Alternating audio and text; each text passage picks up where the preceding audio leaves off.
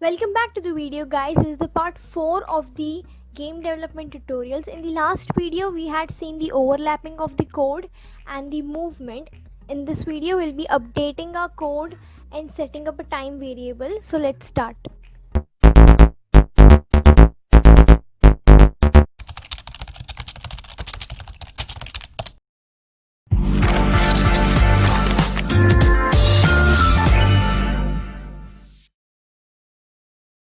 Okay, so first of all, let's change the red bar to a square.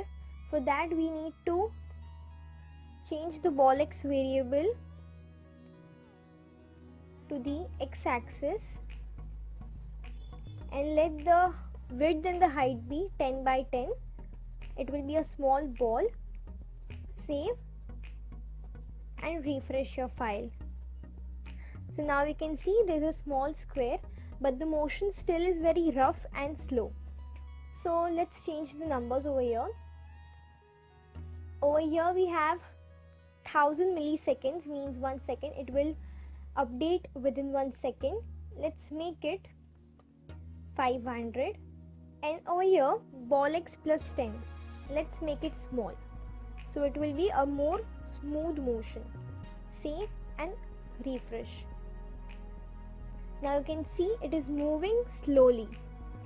What if we make the number 500 more small? Let's make it 100. Save and refresh. Okay, so now it's a pretty good smooth motion. But the problem over here is 50. We don't think about time like this. We need to define it as a variable. So let's do one thing. Let's create a variable here in the window.onload function. Let's name the variable frames per second. Okay, and let it be equal to 30. How many frames you want per second, it depends on that. So now what we can do over here is we can directly write 1000 divided by frames per second. So it's 1 second divided by the frame. How many frames you want? It can be, if it will be 1 frame, then it will be 1000 divided by 1, which will be 1000. If it's 2, then it will be 500. So like this we need to define time. Okay, save and refresh your file. So there's no change in the code. It is working exactly the same way. Now let's update our code. Let's separate the moving code and the drawing code so that there is no misunderstanding. For now, let's get rid of this console.log because we'll be updating now and then, so that will be interrupting in between. Just cut that line. Copy this ball x line and paste it into a different function. Let me call this function as function move everything, and parentheses. Parentheses are very important. They define the function. Open brace and a closing brace. Between the braces, paste that line.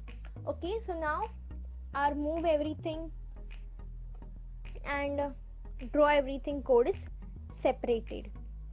Why we did this? Because we didn't want to calculate once, draw once, then if another time you want to draw something new, you first need to calculate all of the calculations draw.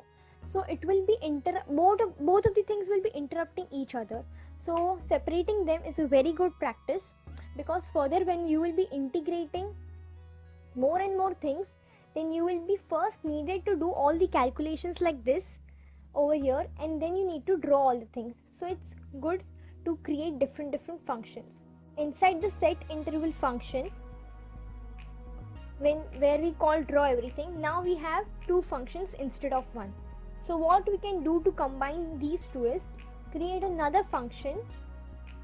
Let's say function call both, parentheses, opening brace and a closing brace. Inside this function Let's call the two functions, which is move everything and draw everything. Calling the functions also includes the parentheses and the name of the function, that is the call. If you forget the parentheses, error will be thrown by the compiler. Now replace the word draw everything with call both. Okay, so here we are done. Save and refresh. Okay, so there's no change. Now over here our code is also updated and our code is also arranged in a very good manner.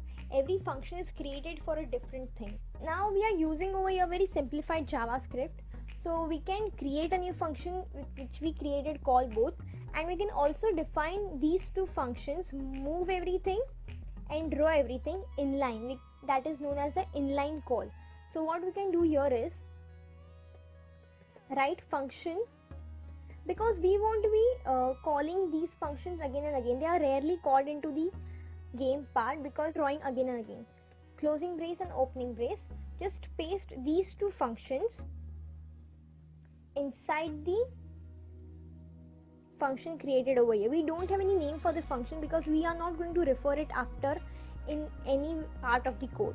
So we just creating it temporarily. Paste over there. Make your code properly indented, so when you return to a file, it is properly visible and it looks neat and clean. Okay, and just cut the function call both, so our lines of code is also not wasted and we did not have to create a new function. So what changes we made were, we created a variable frames per second. We created the variable into the window.onload function because we wanted it to keep local. This variable is local to the function and it won't be referred outside the function. As soon as the function is over, the variable will be destroyed. These variables, variable canvas, context variable canvas, are the global variables. Those variables will be referred elsewhere in the code, but this variable frames per second is not needed in any other part of the code, so that is created locally. So every time you enter the function, the variable will be created. Every time you exit the function, the variable will be destroyed. So save your code and let's refresh browser to see that if it works or not. Okay, so it's working very nicely.